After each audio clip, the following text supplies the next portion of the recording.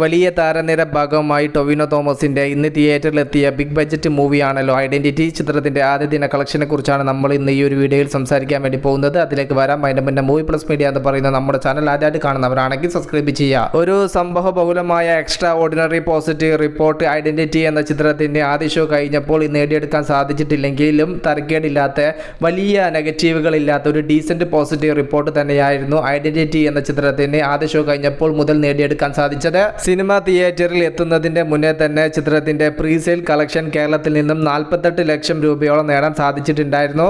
ആദ്യ ദിന ചിത്രത്തിന്റെ കേരള കളക്ഷന്റെ ട്രാക്ക്ഡ് കളക്ഷനിൽ പറയുന്നത് ചിത്രം ആദ്യ ദിവസം കേരളത്തിൽ നിന്നും 2.5 കോടിക്കും 2.25 കോടിക്കും ഇടയിലുള്ള കളക്ഷനിലേക്ക് എത്തപ്പെടുമെന്നാണ് ട്രാക്കേഴ്സ് നിഗമനം. ചിത്രത്തിന്റെ മലയാള വേർഷന്റെ കൂടെ ഇന്ന് തമിഴ് വേർഷനും തിയേറ്ററിൽ എത്തിയിട്ടുണ്ടായിരുന്നു. അവിടെയും തർക്കേടില്ലാത്ത ബുക്കിംഗ് ഒക്കെയാണ് സിനിമയ്ക്ക് കണ്ടുവരുന്നത്. ചിത്രത്തിന്റെ ടോട്ടൽ ആദ്യ ദിന ഇന്ത്യൻ കളക്ഷൻ 3.5 കോടിക്കും 4 കോടിക്കും ഇടയിലാണ് നാം പ്രതീക്ഷിക്കുന്നത്. കാത്തിരിക്കാൻ നാളെ ചിത്രത്തിന്റെ കൂടുതൽ ഒഫീഷ്യൽ കളക്ഷൻ റിപ്പോർട്ടിന് വേണ്ടിയിട്ട്. ഐഡന്റിറ്റി എന്ന് പറയുന്ന ടൊവിനോ തോമസ് ചിത്രം കണ്ടവർക്ക് എന്ത് തോന്നി ജസ്റ്റ് ഒന്ന് കമന്റ് ആയിട്ട് രേഖപ്പെടുത്തുക. മൂവി പ്ലസ് മീഡിയ, ഞാൻ ജിനുജിനാസ്.